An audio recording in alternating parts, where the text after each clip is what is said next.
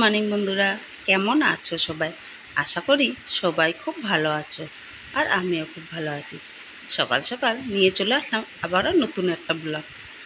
Skip না করে ফুল ভিডিওটা দেখার অনুরোধ রইল। ভালো লাগলে একটা লাইক, শেয়ার, সাবস্ক্রাইব করারও অনুরোধ রইল। দেখো, সকাল সকাল কত রোদ্দুর উঠে গেছে। এখন বাজে 6:30।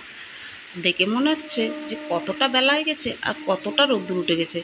ভোর 4:30টার দিক থেকে কিন্তু বেলা ওঠা শুরু হয়ে যায়। 5টার সময় তো ঘরের মধ্যে এত রোদ্দুর যে শুয়ে থাকা যায় না। তাও তো আমি শুয়েছিলাম, একটু দেরি করে উঠলাম। এত রোদ্দুর আর এত গরম না, প্রচণ্ড গরম, অসম্ভব পরিমাণে গরম রৌদ্র।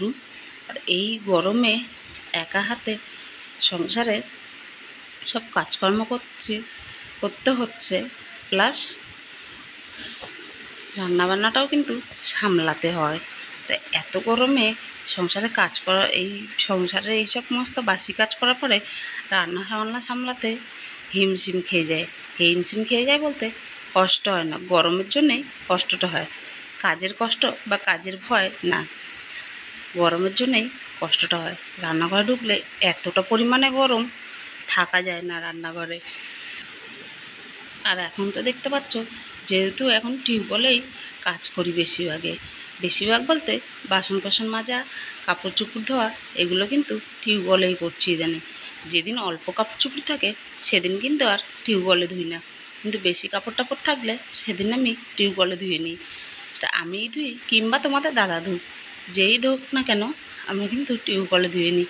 ওই যে আগের দিন বললাম না, যে কিছুটা হলেও যদি 10টা টাকাও বাঁচাতে পারি, তাহলে ইলেকট্রিক বিলে 10টা টাকা তো বাঁচবে।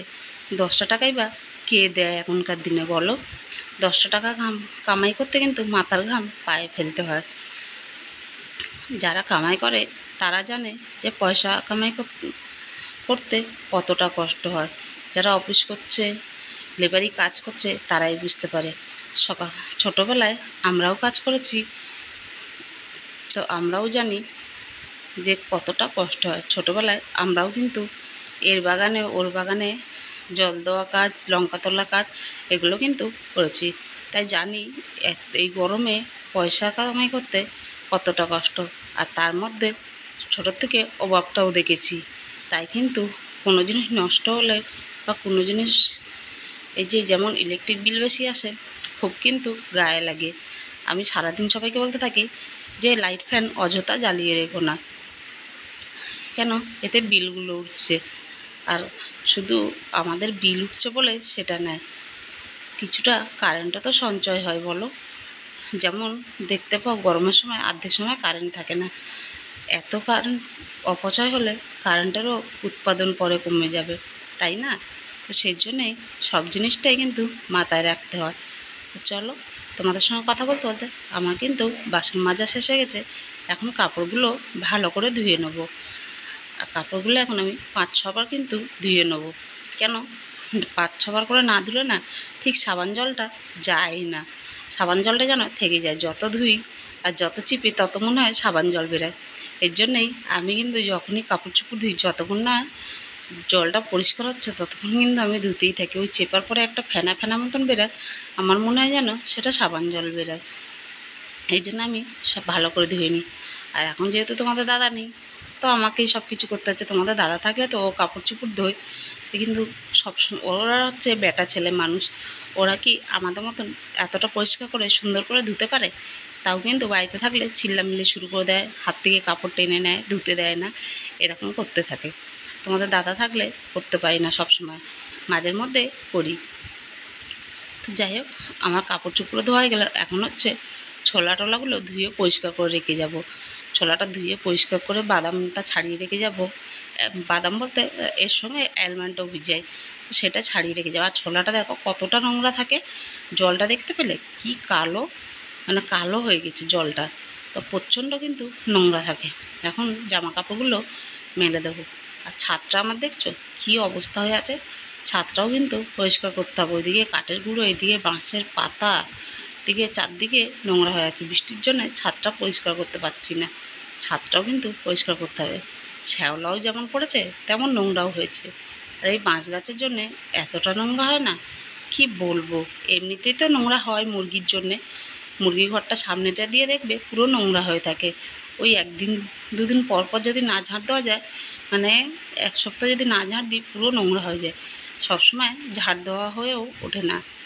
পুরো মুরগি ঘরের সামনে দিয়েও কিন্তু নোংরা হয়ে থাকে। ছাদটা এই মুরগি করে ভীষণ নোংরা হয়ে যায় আমার, কিন্তু কোনো উপায়ও নেই। কিছু নিজের হাত খরচা চালানোর জন্যে মুরগিটা আমাকে করতেই হচ্ছে। যদিও এখনও মুরগির থেকে আমি কোনো হাত খরচা উঠাতে পারিনি। কেন বলো তো? মুরগি ঘরটা বানাতে আমার যা টাকা খরচা হচ্ছে সেই টাকাটাই কিন্তু এখনও পুরোটা ওঠেনি। তো এই লটের মুরগিটা বিক্রি করলে আশা করি হয়তো বা ঘরের টাকাটা শোধ হয়ে যাবে। দেওয়ারের কাছ থেকে টাকাটা নিয়ে ঘর বানিয়েছিলাম, ওকে তো টাকাটা দিতেই হবে। তো সব টাকা দেওয়া হয়ে গেছে, এখনই অল্প কিছু টাকা বাকি আছে। সেই টাকাটা দিয়ে দিলে আমার ঋণ মুক্ত হয়ে যাব। তারপরে কিন্তু আমি মুরগির থেকে হাত খরচা উঠাতে পারবো। আর এখন চলে আসলাম ওপরে ঘরটা মুছতে। ওপরে ঘরগুলো মুছে নেব, নিয়ে তারপরে যাব স্নান করতে। আর এই গরমে না সত্যি কথা বলতে জীবন বেরিয়ে যাচ্ছে। আর আমি তো তোমরা দেখেছ আমি প্রচণ্ড পরিমাণে ঘামি, অসম্ভব পরিমাণে ঘেমে যায়। দাঁড়িয়ে থাকলেও ঘেমে যায়, চান করে বেড়াতে বেড়াতে ঘেমে যায়। যেমন আমি ঘামি তেমন তোমাদের দাদা ঘামে, তেমনই আমার ছেলে ঘামে। আমরা 3 জনেই কিন্তু প্রচণ্ড ঘামে। আমাদের বাড়িতে আর কারো কিন্তু এত ঘামায় না। আমরা 3 জনে একসঙ্গে দাঁড়িয়ে থাকলে তত্তর করে ভিজে যাব ঘামে। এর জন্যেই বেশি কষ্ট হয়। ঘামে যেহেতু ভিজে যায় এই ছেলেটার না, এই জন্যেই ঠান্ডাও লাগে বেশি। সবসময় যে ঘামে ভিজে যায়, ভিজে গেঞ্জিটা পরে থাকে, তাও তো ওকে সবসময় আমি ভিজে গেঞ্জিটা পরতে দিই না, খুলে রেখে দিই। ওকে সবসময় বলে তুমি চেঞ্জ করে নেবে। আর এই যে আমি ঘর মোছার সময় দরজার কোনা কাঞ্চিগুলো কিন্তু মুছে নিই, মানে এই কোনাগুলোতে মাকড়সা কিন্তু জাল করে ফেলে। আজকে মুছলাম, কালকে কিন্তু আবার দেখবে মাকড়সা জাল করে ফেলবে। ওই জন্য দরজার কোনা টোনাগুলোও আমি কিন্তু একবারে ঘর মোছার সময় টেনে নিই। এখন ঘরটা মুছে চান টান করে এসে আবার যেতে হবে রান্নাঘরে। তো চলো, সিঁড়িটা মুছে নিলে কিন্তু আমার ঘর মোছাটা কমপ্লিট। আর হলঘরটা মুছলাম না, তো হলঘরটা এমনিই রেখে দিলাম। হলঘরটাকে পরে একদিন মুছবো। হলঘরটা সবসময় মোছাও হয় না, কেন বলো তো? যেহেতু ওই ঘরটা ব্যবহার করা হয় না সেরকম, তাই ওই ঘরটা মোছাও হয় না। ওই শুধু আমার ছেলে পড়তে বসে, তাই মাঝে মধ্যে ঝাঁট দিয়ে দিই। আর হলঘরটা মাঝের মধ্যেই মোছা হয়। ওই ঘরটা যেহেতু কোনো দরকার পড়ে না, সেহেতু ওই ঘরটা অতটা মোছামুছি হয় না। আর এই যে দেখো, আমি কিন্তু এই ওপরের এই যে বিটগুলোকেও কিন্তু টেনে নিই। কেন বলো তো? বিটগুলোর মধ্যেও প্রচুর ধুলো পড়ে কালো কালো হয়ে গেছে। তো আমি যখন এই যে দেখো বন্ধুরা, এখন বাজে 9টা 20, আর আমার সকাল থেকে সব কাজকর্ম শেষ হলো। উঠেছিও দেরি করে, 7টার দিকে উঠেছি। উঠে মুখ টুক দিয়ে তারপরে সংসারে সব বাসি কাজ টাজ করলাম। করে এখন দেখো এই যে স্নান করে আসছি, এখন যাবো নিচে। আর বাবু কালকে রাত্রে খাইনি, ওর পেয়ে গেছে খিদে, খেতে দাও করছে। তো যাই, কালকের ভাত আছে, বলছে পান্তা ভাত খাবে চানাচুর দিয়ে, তো ওকে পান্তা ভাতটা চানাচুর দিয়ে দিই, ও খাক। তারপরে রান্নাবান্না জোগাড় করবো। খাও নাই ঘোর না মাথায় ঘুরছে না খাওয়ার। দুপুরে কিন্তু কোনো রান্নাবান্নাই তোমাদের সঙ্গে আমি শেয়ার করিনি। ভালো লাগছিল না গরমের মধ্যে যে রান্নাঘরে আর ভিডিও করি। এতটা গরম রান্নাঘরে দাঁড়াতে পারছিলাম না, তার জন্যে আর ভিডিও কিন্তু শেয়ার করিনি রান্নাবান্না। আর এই যে এখন দেখো বিকালবেলায় এখন নামলো বৃষ্টি, এখন বাজে 5টা, আর এখন একটু দেখো ঝিরঝির করে বৃষ্টি নামলো। জানি না কতক্ষণ হবে বৃষ্টিটা, কতটুকু হবে।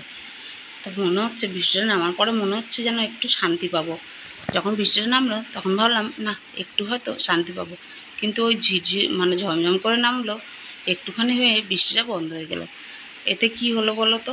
মাটির গরম ভাবটা বেরিয়ে গেল, আরও বেশি গরম হলো। না কোনো কাজে দিল না বৃষ্টিটা। এত গরমে থাকা যায় না। আর তার মধ্যে এই 2-4 ফোঁটা বৃষ্টি, সেটা মাটির গরমটা বার করে দিয়ে ব্যাস চলে গেল। এই বৃষ্টির কোনো মানে হয় বলো তো? যাই হোক, এখন হচ্ছে নিচে যাব, তার আগে জানলা টানলাগুলো বন্ধ করে দিই, যেহেতু অন্ধকার হয়ে গেছে। এখন যদি জানলাগুলো না বন্ধ করি তাহলে কিন্তু মশা ঢুকবে।